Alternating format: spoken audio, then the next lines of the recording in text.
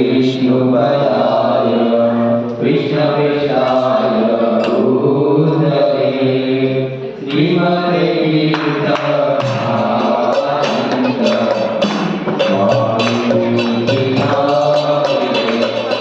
नमस्ते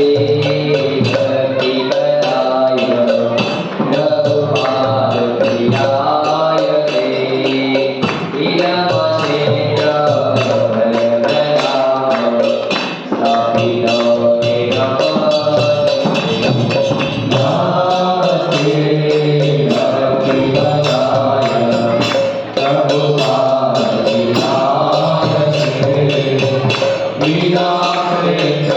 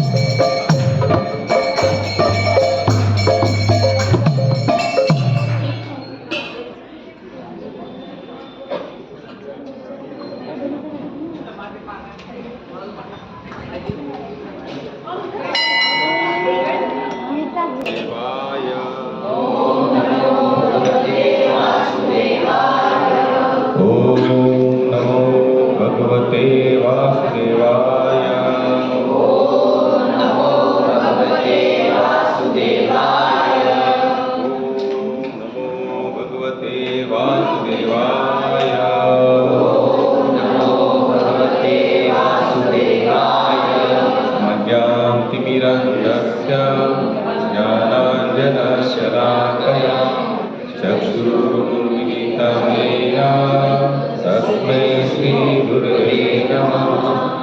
वन्देऽहं श्रीगुरुं श्रीयुक्तपदकमलं श्रीगुरून् वैष्णवांश्च श्रीरूपां साग्रजातं सगणरघुनाथान्वितं तं सजीवं साद्वैतं सावधूतं परिजनसहितं कृष्णचैतन्यदेवं श्रीराधा कृष्णपादाञ्च सगणललिता श्रीविशाखान्विताञ्च।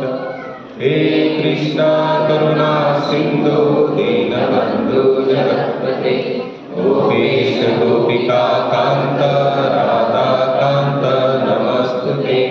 तप्त काञ्चन गौराङ्गी राधे वृन्दावनेश्वरी विश्वानुसुतं देवी प्रणमामि हरिप्रिये। वाञ्छाकल्पतरुभ्यश्च कृपा सिन्धुभ्येव च पतितानां पावनेभ्यो वैष्णवेभ्यो नमो नमः। जय श्री कृष्ण चैतन्य प्रभु नित्यानंद श्री अद्वैत गदाधर श्रीवासादि गौरभक्तवृंद। हरे कृष्णा कृष्णा कृष्णा हरे हरे हरे राम राम राम हरे हरे। हरे कृष्णा कृष्णा कृष्णा हरे हरे हरे राम राम राम हरे हरे। हरे कृष्णा कृष्णा कृष्णा हरे हरे हरे राम राम हरे हरे। कृष्णाय वासुदेवाय देवकी नंदनाय च नन्दगोपकुमाराय गोविन्दाय नमो नमः। गोविन्दाय नमो नमः। गोविन्दाय नमो नमः। ॐ नमो भगवते वासुदेवाय। ॐ नमो भगवते वासुदेवाय। ॐ नमो भगवते वासुदेवाय। ॐ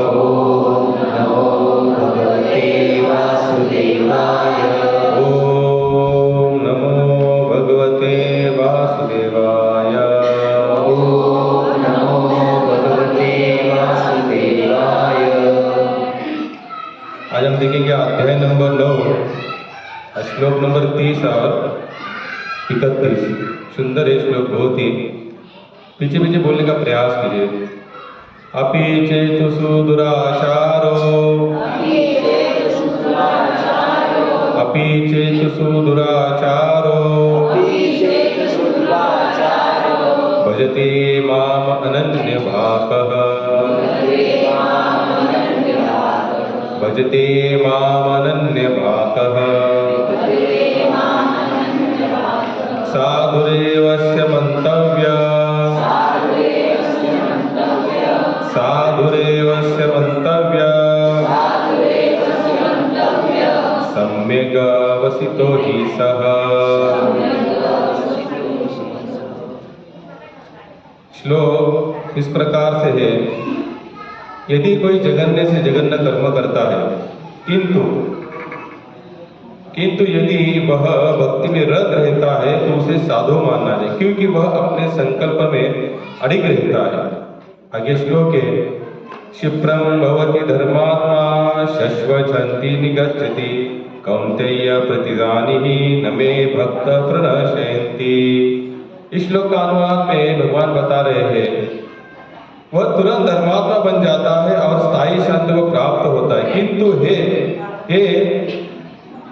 कुंती पुत्र निडर होकर घोषणा कर दो कि मेरे भक्त का कभी विनाश नहीं होता। ये बहुत सुंदर श्लोक है।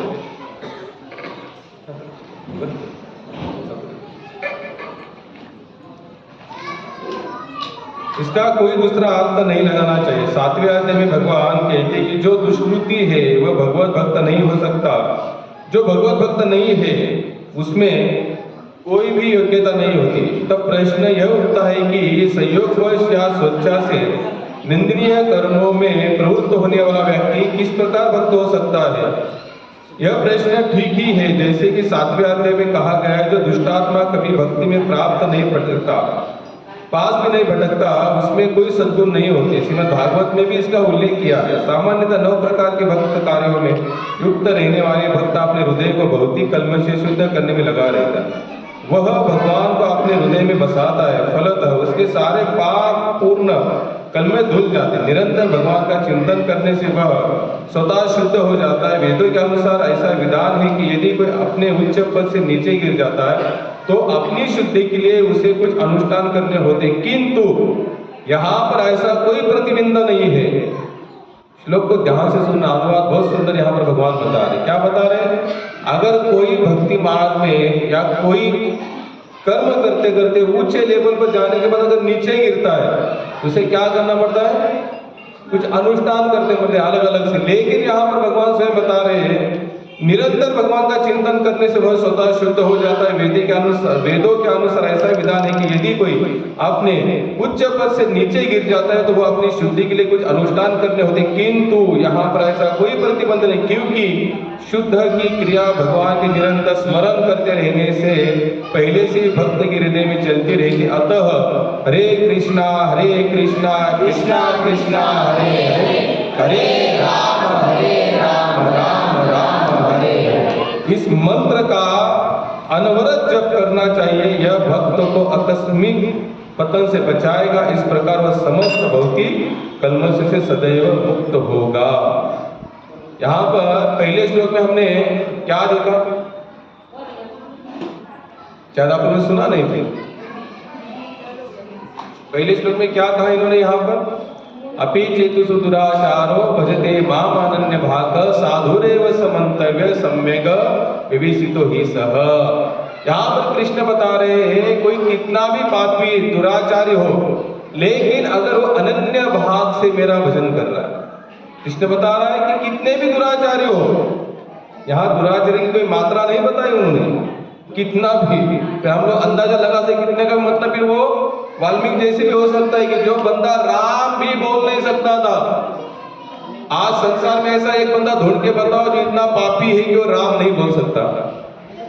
आप लोग ने ऐसा कोई पापी मिला आपको? आपने ढूंढा क्या? लेकिन ढूंढा इसको मिलेगा कहां से?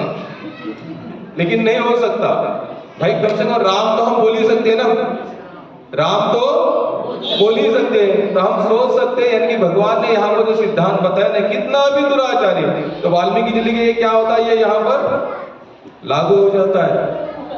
जो राम भी नहीं बोल सकता, इतना पाप अगर जिसके कर्म के अधीन होगा, वो बंदा भी जब उसने नारद जी का संग किया, नारद जी ने कहा भैया कुछ मत करो, क्या करो, केवल राम राम राम राम राम का जब करो, इससे क्या होगा? लेकिन उसको कब लगा भैया राम नाम का संग करना चाहिए?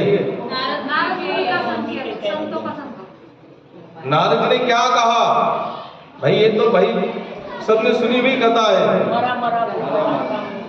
लेकिन वो प्रेरित कब हुआ? प्रेरित जब नारद जी पहली बार मिले तो उन्होंने उनको एक ही बात कही कि नारद भाई वाल्मीकि जी, तो आप जो इतना कर रहे हो किस लिए कर रहे हो?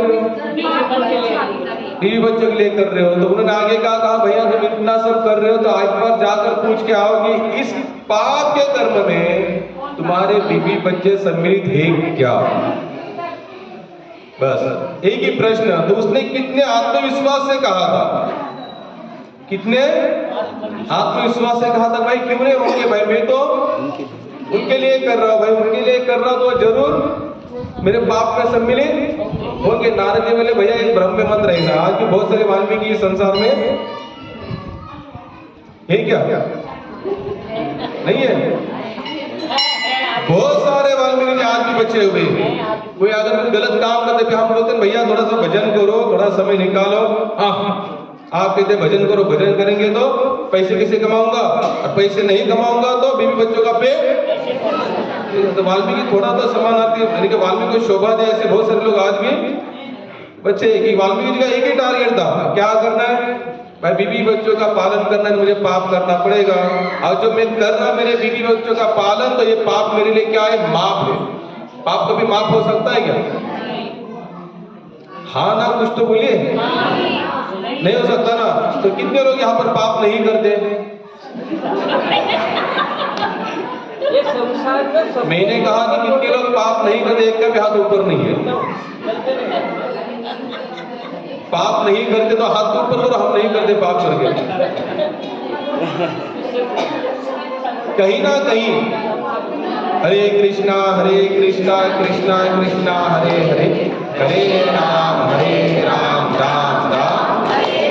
नारद जी ने इतना ही कहा, उसने फुल आत्मविश्वास से आंसर दिया, बोले होंगे सम्मिलित, बोले जाओ पूछ के आओ। गया आगे तो हम सभी लोग जानते हैं, पूछा पत्नी को, पूछा बच्चों को, पूछा क्या कहा, भैया आपका कर्म है, हमारा पेट आपको पालना है, आप चाहे जो करो करो, आपके साथ आपका कर्म, मेरे साथ।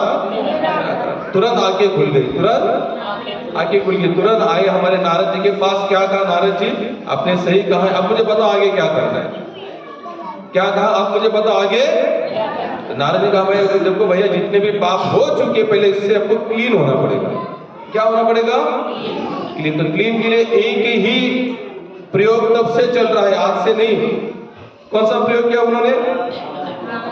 राम राम राम राम। ये आज का प्रयोग नहीं है, ये कब से चल रहा है? जब से ये ब्रह्मा, जैसे आप लोगों ने भी भागवत सुना, जब ब्रह्मा जी आए तो ब्रह्मा जी को भगवान ने एक ही बताया कि क्या करो आप, तप करो। तो उन्होंने कौन सा तप किया? भगवान का ध्यान किया, धारणा की। तब जाकर उनको पता चला कि भाई मैं भी कहां से आया हूं, भगवान से आया। तो ये तप की जो फलश्रुति आज की नहीं है, जब से ब्रह्मांड बना है तब से बताया जाता है। तो उन्होंने राम बोलना शुरू किया तो तुरंत राम बोल पाए, है ना? बोल पाए क्या? नहीं बोल पाए। तो वो क्या बोलते थे? मरा मरा मरा मरा। तो पहले बोले कि महाराज आप तो राम बोलते, मैं तो मरा बोल रहा हूँ, कैसा उतार होगा? बोले फिर भी करो, फिर भी करो, करते रहोगे तो मरा मरा से भी राम राम। और इतने बड़े महात्मा बने, भगवान श्री रामचंद्र इस भूतल पर आने से पहले उन्होंने रामायण लिखी। यानी कि एडवांस में भगवान ने उनको बता दिया, भाई ये लीला में करने वाला, आप इसको लिख लेना। और रामायण किन दो भक्तों के कारण हमारे सामने आई? वाल्मीकि तो लिखी, लिखने का काम। जैसे हमारे व्यास जी ने भागवत तो लिखी, लेकिन सुखदेव महाराज और राजा परीक्षित के कारण हम आप सबके सामने आए। तो ये रामायण किन के कारण हमारे सामने आए?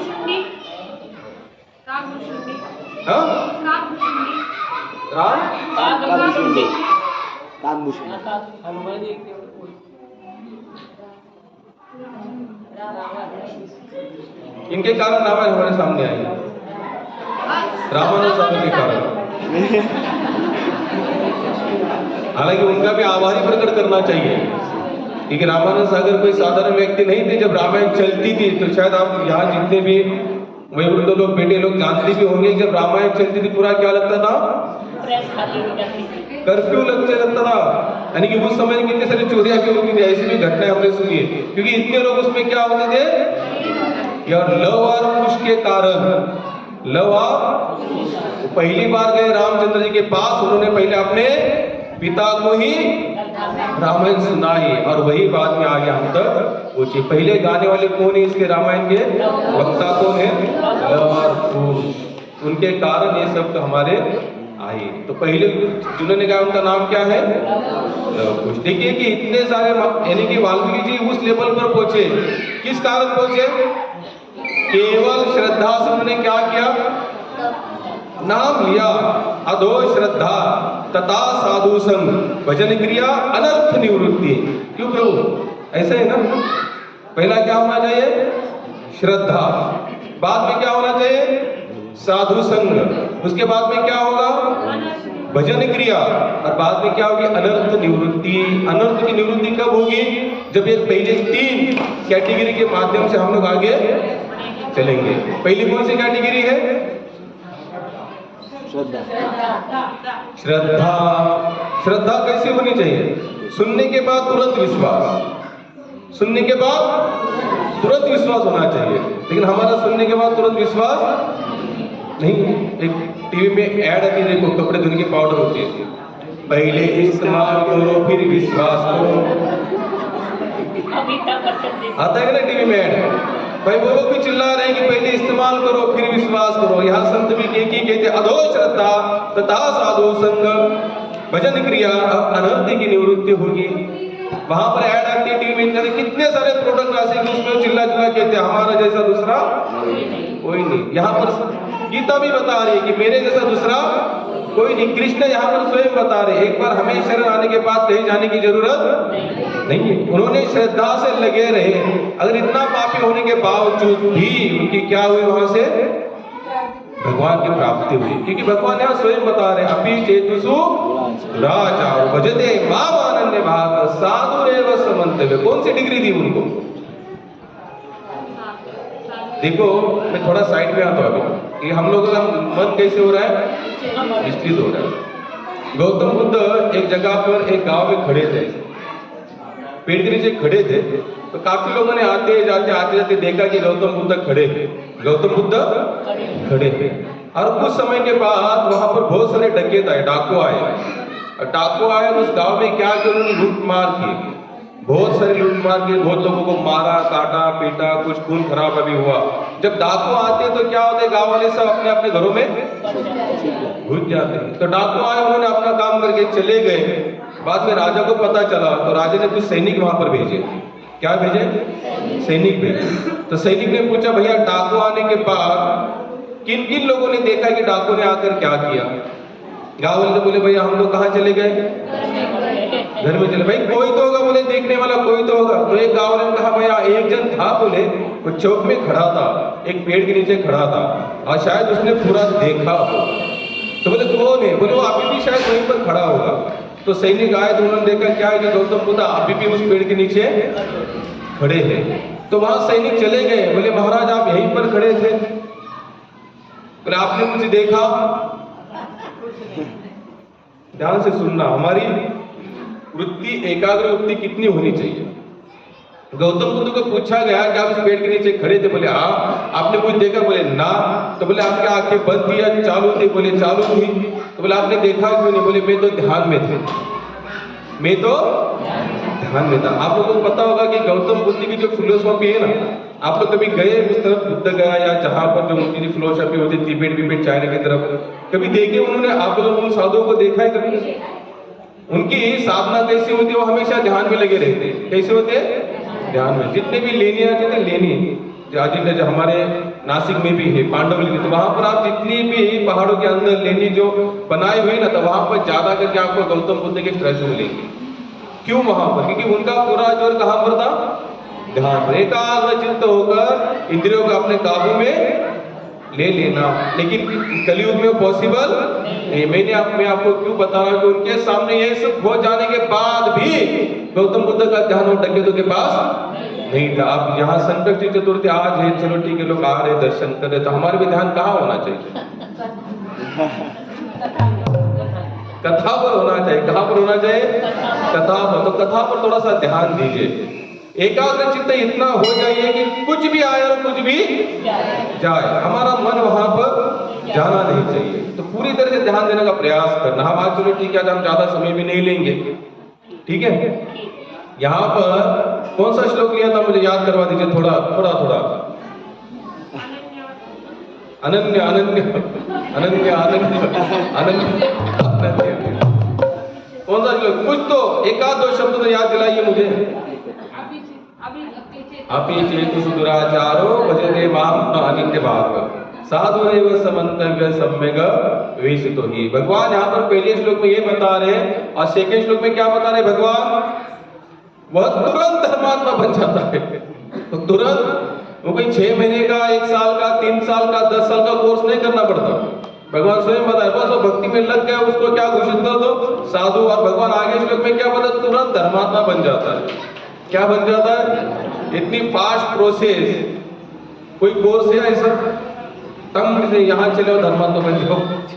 लेकिन भगवान यहाँ पर अनाउंसमेंट करते, लेकिन आगे थोड़ा ध्यान से सुनना। वह तुरंत धर्मात्मा बन जाता है और स्थायी शांति को प्राप्त होता है। हे कुंती पुत्र, निडर होकर घोषणा कर।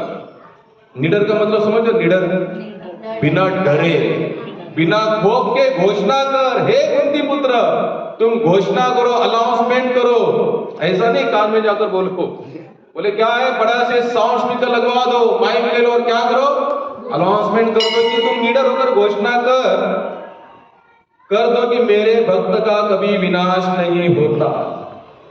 कितना अच्छा श्लोक है। यहाँ पहले श्लोक में बताते कितना भी दुराचारी हो मेरे भजन में लगा है, साधु पेंशन कर दो। तुरंत सेकंड श्लोक में कहते हैं साधु भी नहीं, वो धर्मात्मा है। और चलो ठीक है, इतने से काम नहीं बन रहा है तो अर्जुन अनाउंसमेंट कर दे, घोषणा कर दे, वो भी कैसे, निडर होकर, बिना खौफ के, बिना डरे।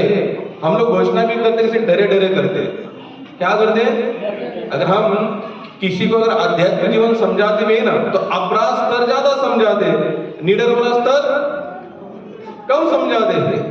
भाई भगवान इतने दयालु है, चलो हो भी गया कोई एकाध अपराध, कृष्ण ये 2 श्लोक है, आज जाकर घर में जरूर पढ़ना। तो किए हुए अपराध जो भी है तुरंत आपका मन क्लीन हो जाएगा। चलो ठीक है, कल हो गया सो हो गया, आज नया सूरज निकला तो नए दिन की हम नई अच्छी शुरुआत। क्योंकि भगवान आपका हिस्ट्री नहीं देखते, भगवान आपका भूतकाल नहीं देखते, तुरंत कहेंगे बस आप आए हो मेरे चरणों में, तुम्हारा जो हिस्ट्री है वो बाहरी गेट के बाहर है, तुम क्लीन होकर आए हो, तुम 100% क्लीन हो। आज से मैं तुम्हें पूरी तरह से स्वीकार करता हूं, मुझे तुम्हारे उन सब चीजों से कुछ लेना देना नहीं है जो भूतकाल में हो चुके हैं। लेकिन एक कब कहते हैं, अनन्य। लोग को ध्यान से सुनना, ऐसा नहीं है कि कुछ किया उल्टा सुल्टा है, कृष्ण आगे उस लोग को पढ़ा था। अनन्य, अनन्य साधु रे। अनन्य का मतलब क्या होता है, उसके सिवा दूसरा अब कोई नहीं। तभी जाकर भगवान हमको धर्मात्मा घोषित करेंगे। लेकिन हमारा यहाँ अनन्यता की स्थिति हमारी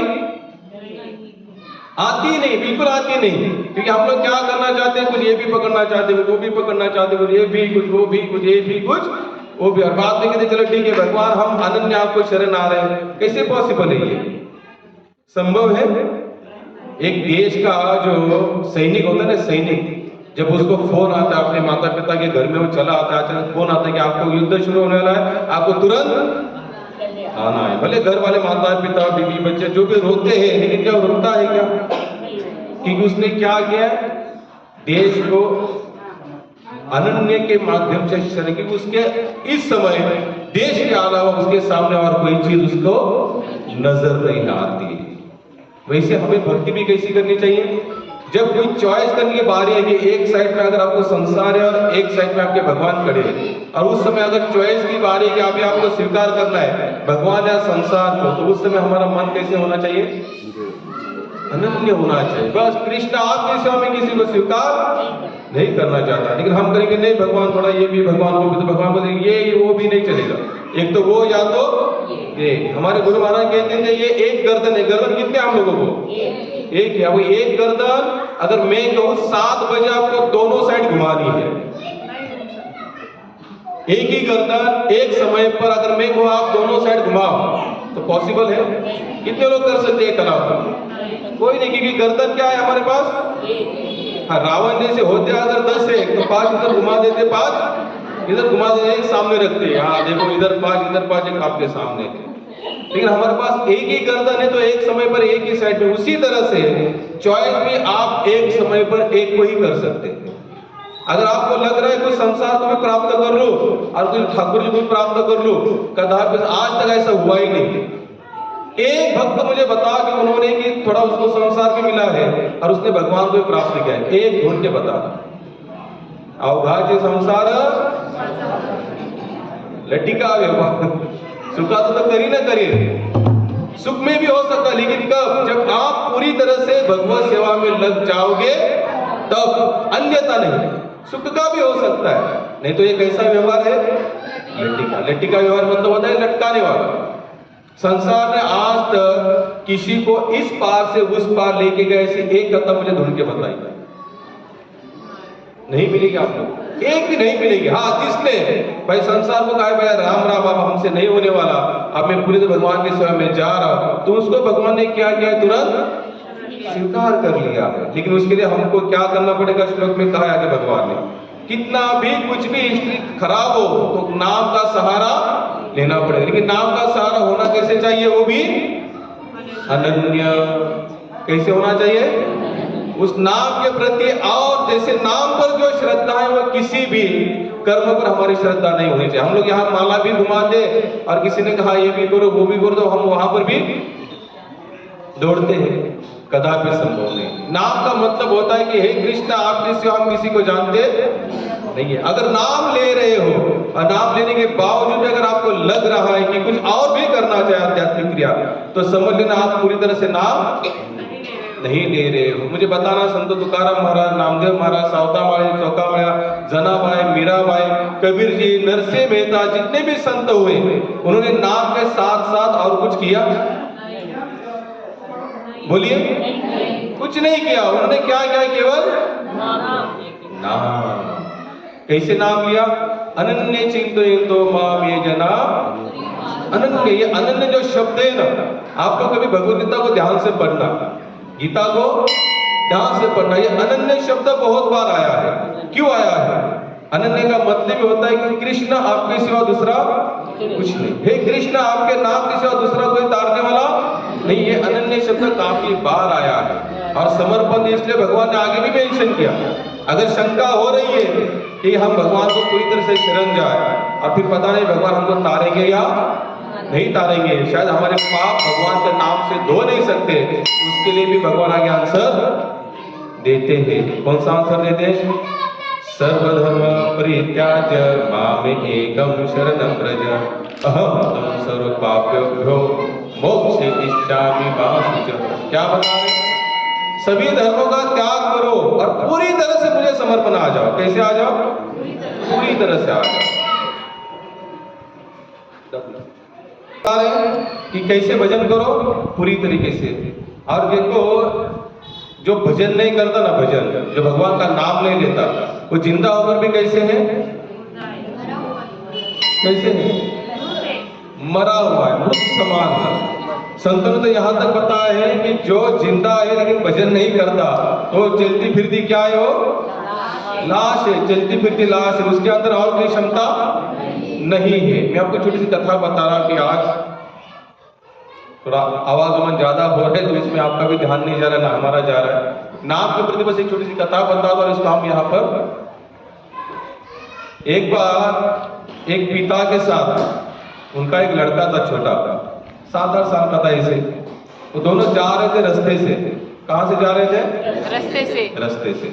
अब रास्ते से जाते जाते जाते उस पिता के जो लड़का था, उस आदमी का जो लड़का था, जो उसका पुत्र था, उसने अपने जीवन में पहली बार एक ऐसा सीन देखा जो थोड़ा सा उसके अंदर जिज्ञासा निर्माण। जो बच्चे होते ना जीवन में पहली बार कुछ देखते हैं ना, उनके मन में क्या होती है? कुछ ना कुछ अलग से जिज्ञासा होती। तो वहां से सामने से प्रेत यात्रा जा रही थी। क्या जा रही थी? प्रेत यात्रा। आजकल तो यात्रा जाती नहीं, वैकुंठ रथ का नाम रथ आता है, लोगों बिठाता है, 4 लोग खड़े हो जाते, स्पीकर लगा देते, श्री राम जय जय राम और लेकर चले जाते। तो प्रेत यात्रा आप लोगों को पता होगा, पहले से जो प्रेत यात्रा जाती थी ना, तो लोग क्या करते थे? राम नाम सत्य है, राम नाम सत्य है। क्या बोलते थे? राम नाम सत्य है। बोलिए, राम नाम सत्य है, राम नाम सत्य है। ये प्रेत यात्रा पहली बार जा रही है, लड़का अपने पिता के साथ है। अब लड़का एक कंफ्यूज है कि देख रहे, बोले आज तक तो बहुत सारे मैंने बैंड बाजा यात्रा देखी, लेकिन ये थोड़ी अलग है। ये सब लोग खामोश है, नर्वस है। क्या है? खामोश है, नर्वस। है, लेकिन आज की यात्रा में वो भी नहीं है। धीरे से हम लोग व्हाट्सएप चेक करते हैं, क्योंकि मैं जिस रास्ते से रोज जाता हूँ तपोवन में, वहां पर वही वहाँ बहुत बड़ी शमशान भूमि है। जो तपोवन कहते शाही मार्ग जो होते, शाही मार्ग वो डेली का रास्ता है हमारा, वहीं से जाना वहीं से आना। कुछ लोग गेट के बाहर आते ही हंसना खेलना सब कुछ शुरू कर देते, फोन पे देखना। आज तो उतना भी वैराग्य हमारे पास बचा नहीं। पहले समय में उतना तो वैराग्य बचता था। चलो ठीक है भाई, उतने समय के लिए क्यों ना हो, लेकिन मन में ख्याल है जरूर आता है यार जीवन में क्या है, बेचारा क्या लेके गया, सब कुछ यहीं पर छोड़ के चला गया। लेकिन इतना होने के बाद भी पता नहीं भगवान ने सृष्टि कैसी रची है, मन की जो खटपट है ना कैसी की, मरते हुए सबको देख रहे हैं, लेकिन एक बार भी मन में ख्याल नहीं आता कि मुझे भी मरना है। सच बताना ये कितनी यानी कि अटपटी सी बात है। कुछ भी संसार में होता है ना, वो नीच, जब समझो अगर कोई बंदा है, किसी ने आपने उसने 10 लाख कहीं पर उसने फंसा दिए हैं और 10 लाख से लोग कंपनी लेकर भाग गए, तो दूसरा बंदा 1000 बार सोचता है कहीं पर पैसा इन्वेस्टमेंट। क्यों भाई, उसने किया था और उसके पैसे चले गए, डूब गए। कुछ भी होता है ना संसार में, तो वही क्रिया अगर लॉस में चली जाती है तो वही क्रिया करने से पहले हम लोग 1000 बार सोचते हैं। लेकिन ये मरना एक ऐसी चीज है, इतने मर रहे रोज दिन प्रतिदिन, लेकिन पता नहीं हमारे मन में कभी ख्याल ही नहीं आता कि हम भी मरने वाले। युधिष्ठिर महाराज को एक बार पूछा गया, महाभारत में कथा आती है, युधिष्ठिर महाराज पूछा गया, युधिष्ठिर महाराज ये बताना कि संसार का सबसे आश्चर्यमय अजब गजब घटना कौन सी है? क्या पूछा? संसार में सबसे अजब घटना कौन सी है? युधिष्ठिर महाराज ने कहा कि यहाँ पर सभी को पता है, सभी को, हम लोग जितने भी बैठे हैं ना सबको पता है कि एक दिन, लेकिन इस पर कोई चिंतन ही नहीं करता, इस पर कोई भी चिंतन नहीं करता। एक आध कोई ब्रह्मज्ञानी हो सकता है, जैसे गौतम जी ने पहली बार देखा जन्म मृत्यु जरा व्याधि, तुरंत उन्होंने क्या किया, रथ से उतर गए, सार्थक का भैया अब तुम यहाँ से चले जाओ, अब मैं अपने इस देह का, मूल्यवान देह का कहीं ना कहीं सदुपयोग करना चाहता हूं। तुरंत कहाँ लग गए? भगवत भजन में लग गए। कितने सारे महात्मा ऐसे, तुकाराम महाराज ने अपने जीवन काल में पत्नी बच्चे मरते हुए देखे, देखते उन्होंने पूरे सावकारी को लात मारते, बोले अब यहाँ पर रहना नहीं है। तो हमारे अंदर ये जिज्ञासा कभी आती, रोज मर रहे आते दिन प्रतिदिन न्यूज के माध्यम से, आजू बाजू के माध्यम, लेकिन हमको पता ही नहीं है कब हमको ये जागृति आएगी। और जिस दिन आएगी ना उस दिन हाथ से पूरा समय चला जाएगा, निकल गया होगा, कुछ नहीं बचेगा। बुद्धिमान व्यक्ति वो होता है जो ठोकर खाने से पहले सावधान हो जाए। कुछ लोग तो ठोकर खाने के बाद भी सावधान नहीं होते, नहीं होते, तो बिंदास अपने धुन में ही चलते रहते। और एक दिन क्या होता है, यमराज का पास पड़ता है, उठाकर लेकर चला जाता है। तो इसने, इस बच्चे ने पहली बार देखी, क्या देखी? प्रेत यात्रा। तो प्रेत यात्रा का मंत्र कौन सा था? राम नाम सत्य, राम नाम सत्य है, राम नाम सत्य है। पिता, उस लड़के ने अपने पिता से कहा, पिताजी ये बताओ ये क्या है? क्योंकि उसने तो अपने जीवन काल में पहली बार देखा था ना वो सीन, तो उसको नहीं पता चल रहा था क्या है। तो पिताजी ने कहा भैया देखो इसे कहते प्रेत यात्रा। क्या कहते हैं? प्रेत यात्रा। तो पिता ने तो उत्तर बराबर दिया। अब लड़के के मन में और जिज्ञासा आई, बोले पिताजी बताइए प्रेत यात्रा तो जा रहे, लेकिन ये सब लोग क्या कह रहे हैं? पिताजी ने कहा भैया देखो ये प्रेत यात्रा जब जाती है ना तो ये कंपल्सरी बोला जाता है। क्या बोला जाता है? राम नाम सत्य है, राम नाम सत्य है। बोले कंपल्सरी, अच्छा ऐसा है। बोले फिर इसके मन में और जिज्ञासा है, बोले ये सब लोग तो जा रहे, लेकिन एक सोया हुआ वो कौन है? क्या कहा? ये यात्रा तो जा रही, इतना मुझे पता चला यात्रा जा रही है, सब लोग चल रहे, लेकिन एक बंदा सोया हुआ है। तो पिताजी कहते भैया देखो वो सोया नहीं, वो मरा है, वो मरा है। तो लड़का कहते हैं मरने का मतलब क्या होता है? बोले मरने का मतलब ये होता है आप ये कभी भी उठने वाला, ये कायम के लिए मर चुका है। बोले आप इसका कोई संसार में कुछ बचा नहीं, बस यहाँ चले जाएंगे और इसके बाद में अग्नि देकर उसको आधे घंटे में 1 घंटे में इसका काम। अच्छा वो मरा है, तो फिर इसके मन में फिर प्रश्न आता है, अच्छा पिताजी ये बताइए कि ये सब लोग तो राम नाम सत्य गा रहे हैं, तो वो क्यों नहीं गा रहा है? क्योंकि इसको पता ही नहीं ना भाई मरने के बाद क्या प्रोसेस होती है, क्योंकि जीव ने पहली बार घटना दी। बोले सब गा रहे हैं, सब इस मंत्र को बोल रहे हैं, वो सोया हुआ क्यों नहीं? पिताजी का भैया बता दिया ना, वो तो मरा हुआ है, मरा हुआ राम नाम गा नहीं सकता, मरा हुआ राम नाम गा नहीं सकता, राम नाम नहीं गा सकता। तो लड़के ने कहा पिताजी उस हिसाब से आप भी तो मरे हुए। क्या कहा? पिताजी उस हिसाब से आप भी, बोले मैं कैसे? बोले मैंने भी कभी नहीं सुना आप भी राम नाम कभी नहीं पढ़ते। कहने का मतलब मेरे केवल इतना ही, हम लोग यहाँ भजन करते हैं, अगर ये माइक नहीं होगा ना तो पीछे से कुछ भी आवाज नहीं आएगी। कितने लोग सच में जब हम कीर्तन करते तो गाते हैं हमारे साथ में, तो अगली बार से आप लोग माइक पर गाना। जितना नाम, देखो केवल मैं ये नहीं कह रहा कि हम गा रहे, आप भी अपना कुछ नेम बनाओ रोज का। क्या बनाओ? नेम, कि मुझे इतना भगवान नाम का क्या करना है, स्मरण करना है, इतना मुझे भगवान का भजन करना ही करना है। लेकिन हम लोग उतना भजन करते हैं क्योंकि हमारा पूरी तरह से भगवान पर विश्वास। एक वृंदावन के महात्मा थे, उन्होंने बहुत अच्छी कथा बताई। उन्होंने बहुत अच्छी कथा बोले, साधारण नामों में भी बहुत ताकत होती है। बोले कुछ डकैत थे, उन्होंने देखा कि एक गांव में बहुत बड़ी शादी होने वाली है। भाई गांव के कोई बड़े इंसान की शादी होती है, वो लोग क्या करते हो, बड़ा इंसान सभी गांव को खाने का एक साथ न्योता देता है। तो उन्होंने देखा भाई डकैत थे, चोर थे। भाई चोर तो पहले क्या बनाता है, क्या बनाता है? आपको पता है जब चोर होता है ना, चोरी करता है तो डायरेक्ट नहीं आता, आता चला जाता है। वो कम से कम एक हफ्ता घूमेगा, देखेगा कौन कहाँ कितने लोग हैं, कौन जा रहा है, कौन अंदर, कौन बाहर, किस समय कौन कहाँ पर है।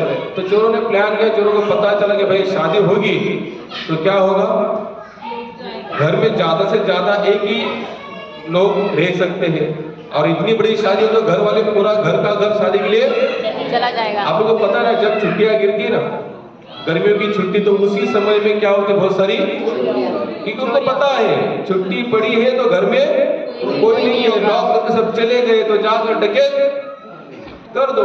उन्होंने एक घर पर नजर रखी, बोले इस घर में 10-12 लोग हैं, लेकिन अभी इतनी बड़ी शादी है तो क्या करेंगे, सबके सब चले जाएंगे। अगर समझो रहेगा तो एकाध रहेगा, और एकाध हम तो 4-5 है तो 4-5 क्या करेंगे, एक को तो निपटा सकते हैं। बोले कोई बड़ी बात नहीं है। तो ऐसे ही हुआ, एक को उन लोगों ने घर में रखा और बाकी घर वाले कहाँ चले, उस शादी में चले। उनको पता था रात को लेट आएंगे, तो चोर आए। अब जो बंदा था उस घर में, उसको पता लगा कि कौन आए हैं, अब चोर आने के बाद इसको पता ये भी लगा, जरूर इन लोगों ने वॉच किया होगा, देखा होगा, सावधानी रखी होगी, ध्यान भी दिया होगा कि शायद इस घर में इतने लोग हैं, शादी हो रही बड़ी, सब जाएंगे, एकाध तो रहेगा।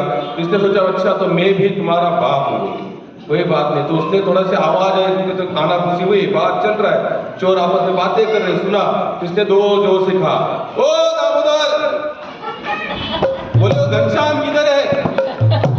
अच्छा रघुनाथ कहाँ सोया हुआ है? तो उसने 4-5 नाम ले लिए, ऐसे ले लिए। उसने ऐसे बता दिया कि नाम लेते लेते कि घर में और भी 4-5 लोग मेरे सिवा। चोर वाले कहते ये तो हमारा अंदाज फंस गया, हमने तो सुना था एक ही होगा, लेकिन यहाँ पर तो ऑलरेडी उनका प्लान कैंसिल।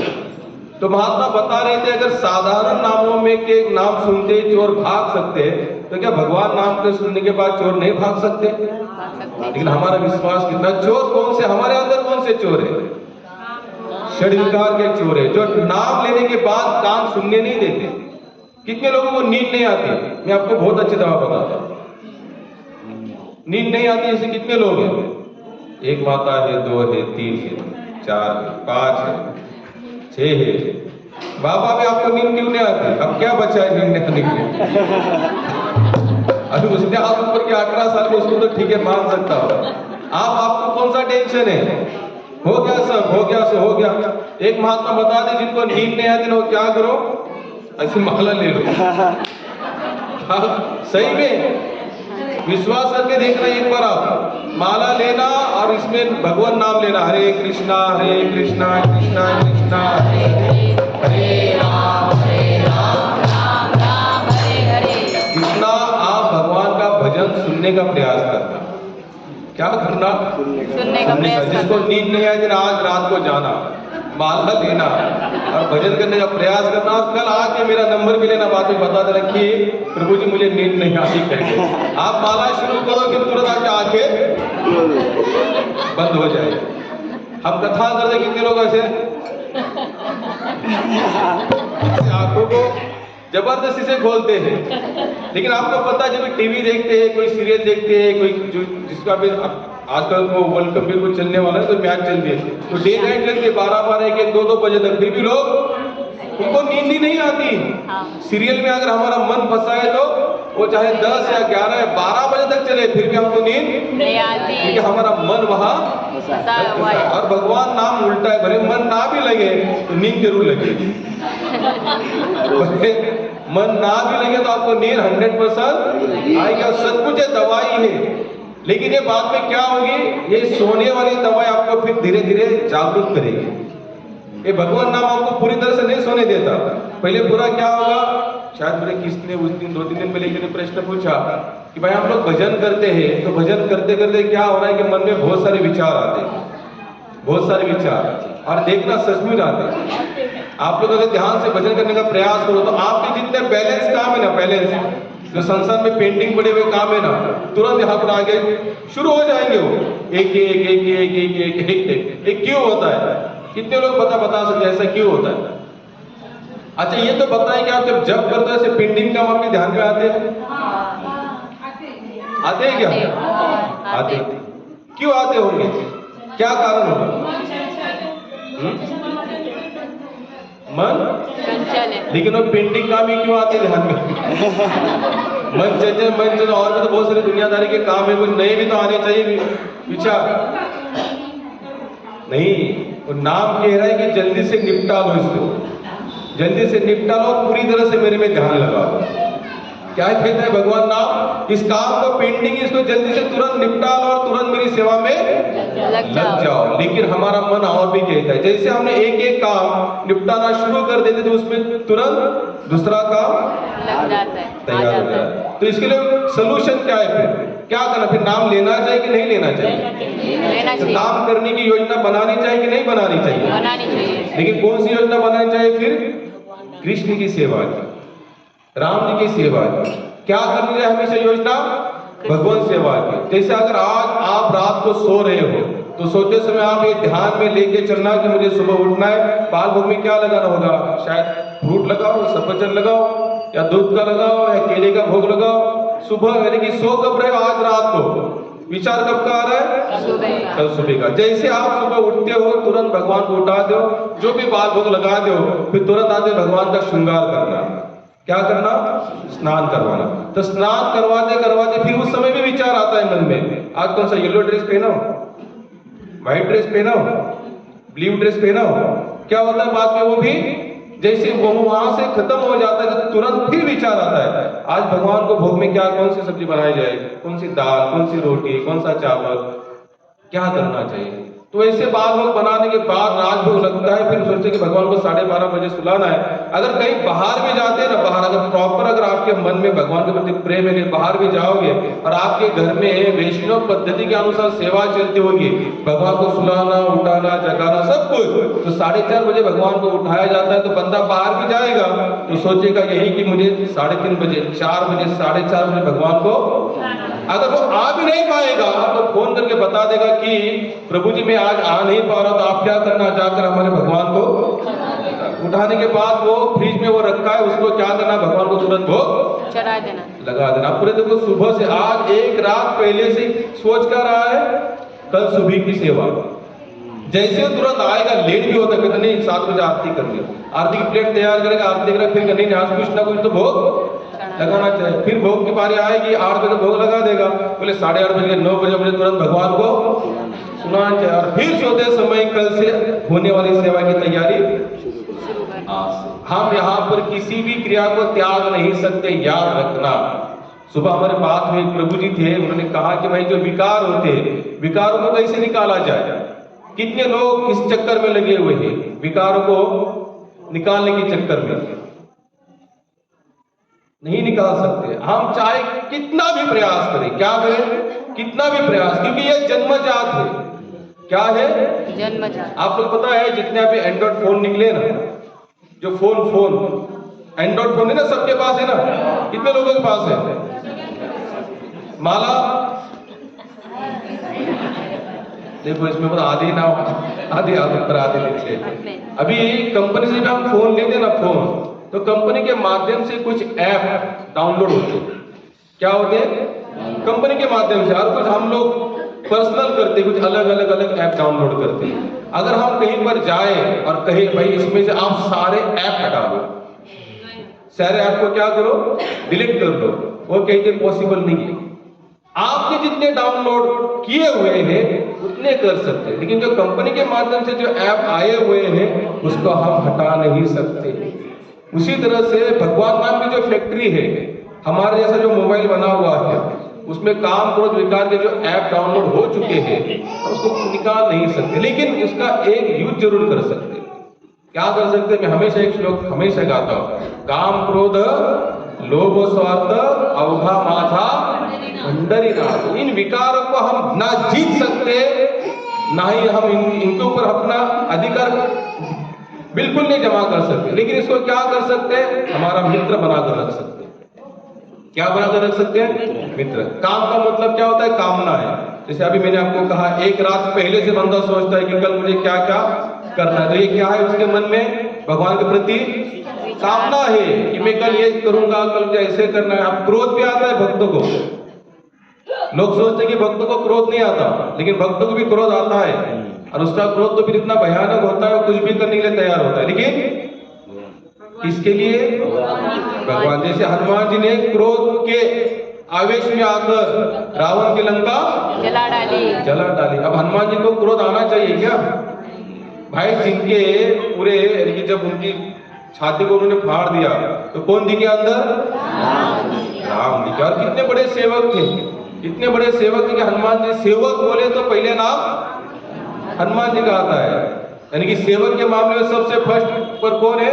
हनुमान जी। क्योंकि उन्होंने भगवान नाम के सिवा या भगवान की प्रसन्नता के सिवा अपनी पर्सनल प्रसन्नता कुछ भी नहीं रखी। हनुमान जी को सिंदूर चढ़ाया जाता है ना, सिंदूर क्यों चढ़ाया जाता है? एक बार माता सीता सिंदूर लगा रही थी, तो हनुमान जी ने पूछा कि माता ये क्या लगा रहे हो अपने यहाँ पर? क्या? तो उन्होंने कहा, माता सीता ने कहा कि मैं हमारे जो पति है भगवान राम, उनकी आयु ज्यादा बढ़े, उनकी रक्षा के लिए मैं क्या कर रही हूँ। बस उन्होंने इतना ही सोचा, और हनुमान जी ने क्या किया? पूरा सिंदूर शरीर को लगा दिया। तो सबने देखा, बोले आपने ये क्या किया? बोले मैं भी अपने स्वामी की आयु बढ़ाना चाहता हूँ।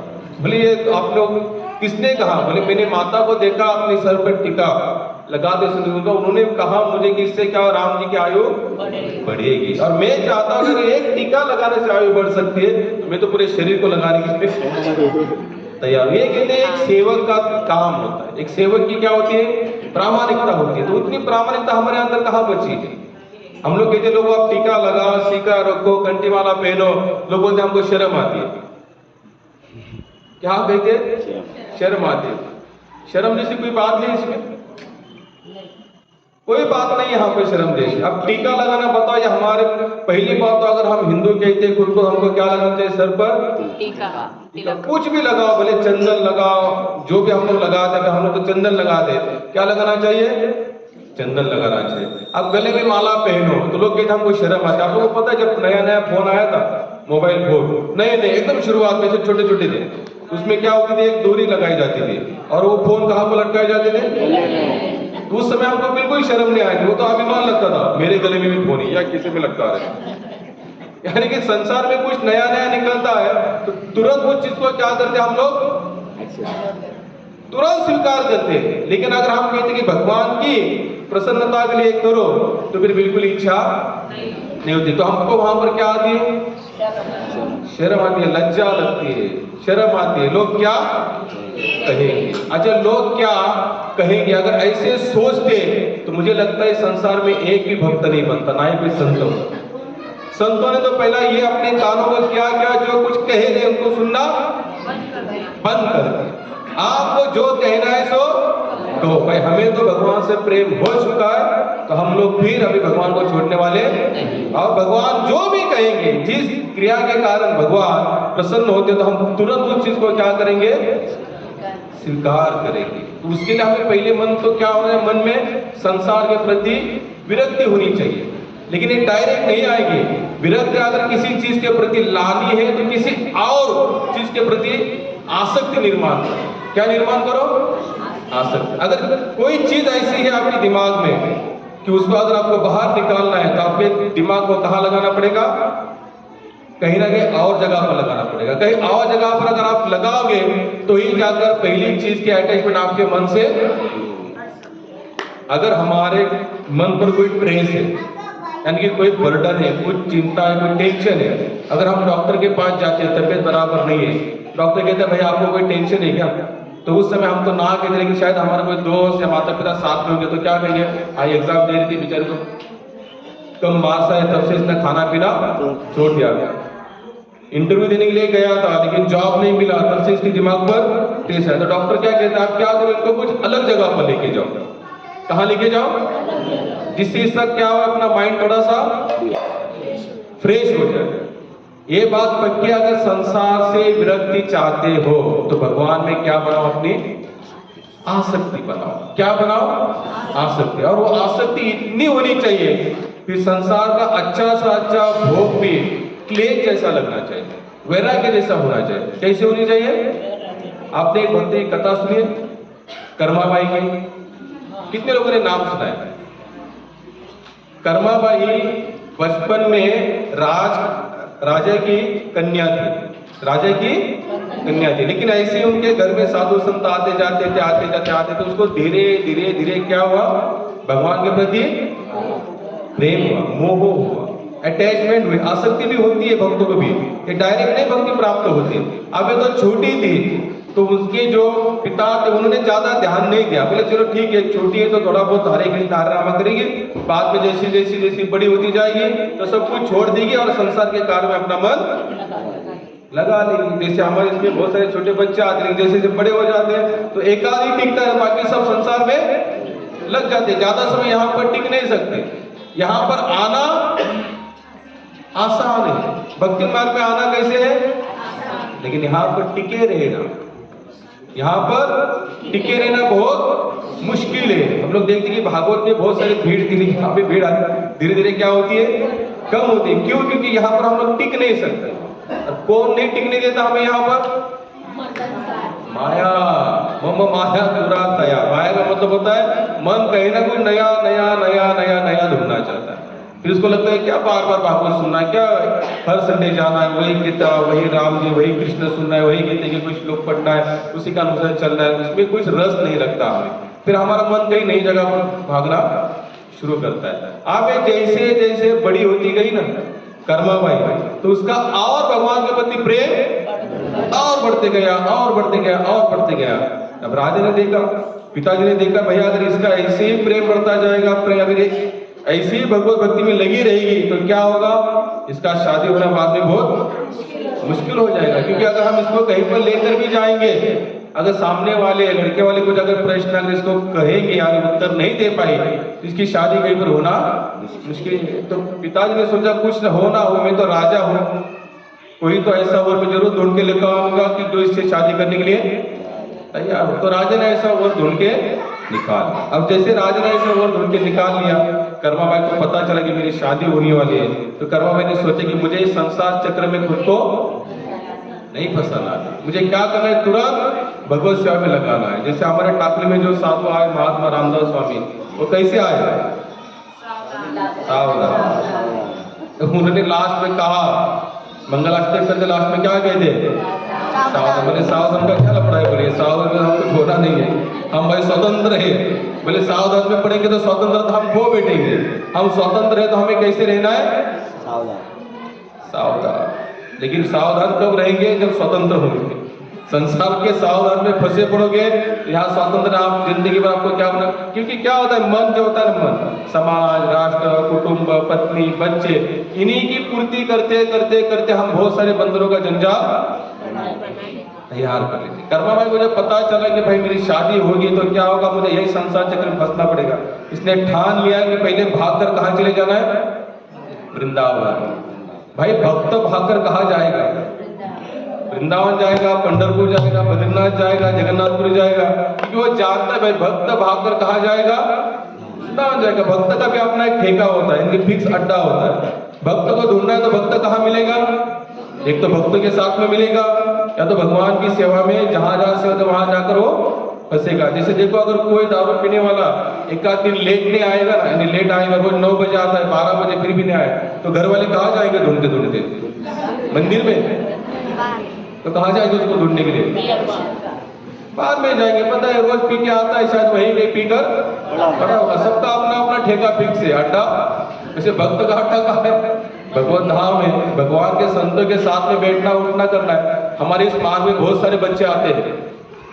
अगर कोई बच्चा जैसे हमारा जैसे फुल टाइम बनता है, ब्रह्मचारी बन गया, तो उसके माता पिता कहाँ ढूंढने जाते पता है, मंदिर तो मंदिर ही जाएंगे। वृंदावन जाके ढूंढो इसको, ऋषिकेश जाके ढूंढो, पंढरपुर जाके ढूंढो, क्योंकि जानते हैं कि इसको पहले से आदत कौन सी लगी है, भक्ति करने की। भाई भक्ति करेंगे तो कहाँ जाएगा, तो मंदिर जाएगा, नहीं तो कहीं ना कहीं भक्त के साथ करेगा। कर्मा भाई को पता चला तो इसने प्लान बना लिया, बोले अब यहाँ नहीं रहना है, मुझे भागकर कहाँ जाना है, वृंदावन। तो कर्मा भाई ने जैसे राजा के अपने पिता के महल को त्यागा और जब भाग निकली, और कुछ समय के बाद पिता को पता चला कि मेरी लड़की भाग गई। भाई वो राजा था ना, तो उसने तुरंत आदेश निकाल दिया, बोले जितने भी सैनिक हो चारों तरफ निकल जाओ।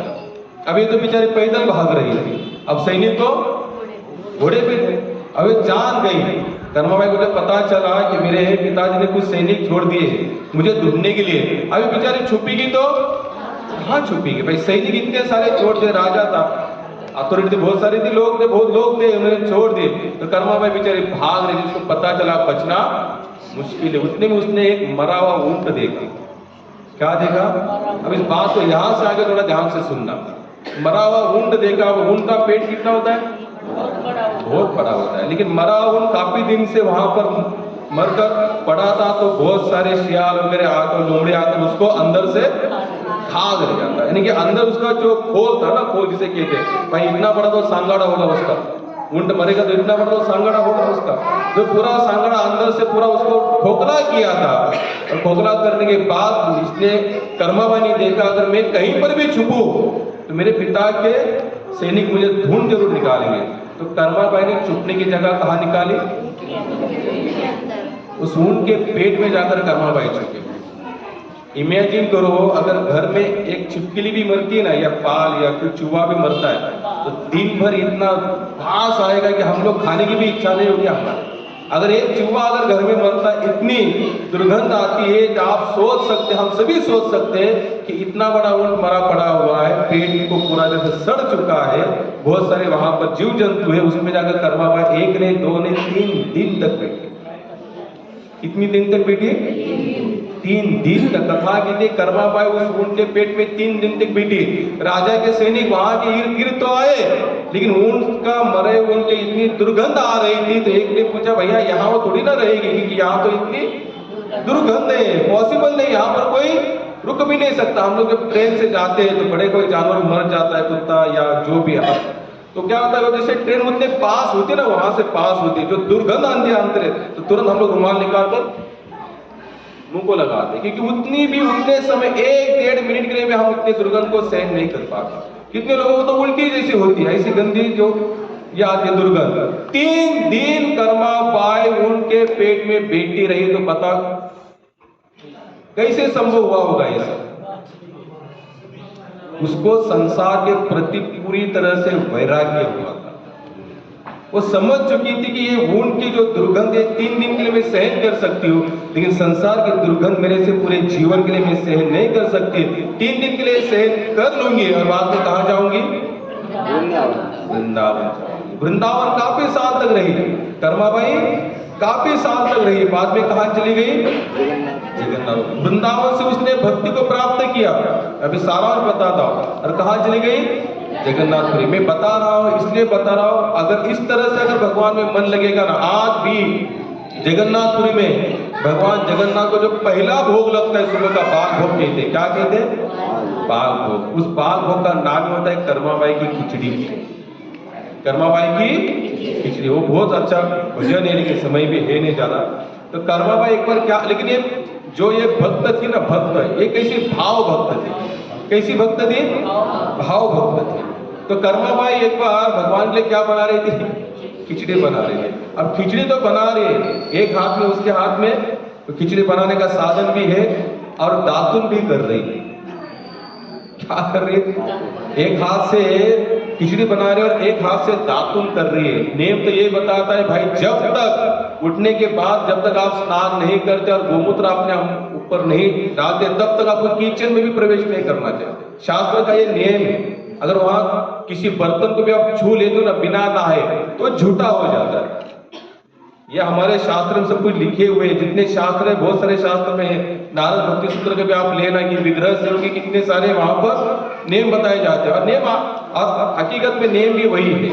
आप लोग कभी चेन्नई तरफ जाओगे ना, मद्रास वगैरह उस तरफ, हमारे सत्यवर प्रभु वहां रहते, तो वहां पर जितने मंदिर है ना उनके बहुत सारे नेम होते हैं, लेकिन जगन्नाथ में थोड़ा सा नेम कैसा है, ठंडा है, शीतल है, इतना वहां पर स्ट्रिक्ट नहीं है। बाबा चलो ठीक है, जैसे है आपने उस दिन जो अभंग गाया नको दीनानाथ का, दीनानाथ ब्रीद सांभाळिया बोले, नको पाहू केले पाप पुण्य।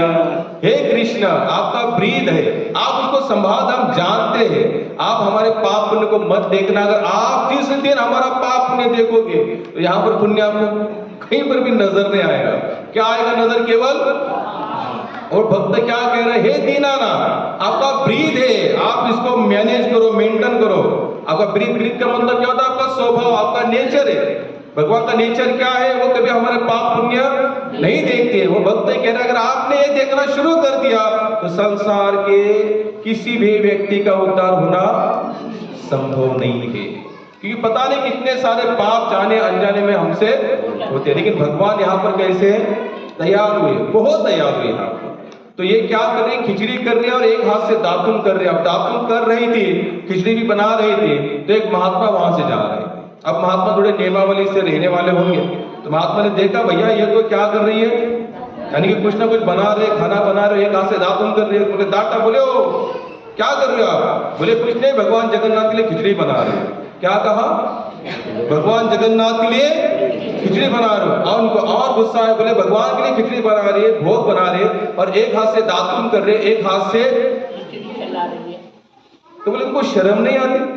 बोले इतने जो ब्रह्मांड नायक है, जो भगवान जगन्नाथ है, उनके लिए खिचड़ी बना। बोले ये सब कुछ बंद करो, कल से नहाना धोना और बाद में जाकर ही खिचड़ी बनाना, सब बर्तन क्लीन करना, स्वच्छ करना, तभी जाकर फिर से इसमें तड़का लगा। अब भाई साधु ने डांटा तो कर्मा भाई के मन को लगा, बोले ठीक है, अच्छा भी है कि हमको क्या करना चाहिए भाई, नहा धोने के बाद ही करना चाहिए। अब कर्मा भाई का रोज का नेम कैसे था भाई, उठना तुरंत किचन में जाना है, खिचड़ी को तड़का लगाना है, दातुन करना है, खिचड़ी बनाना है। लेकिन एक प्रेम वाली खिचड़ी थी। कैसी थी?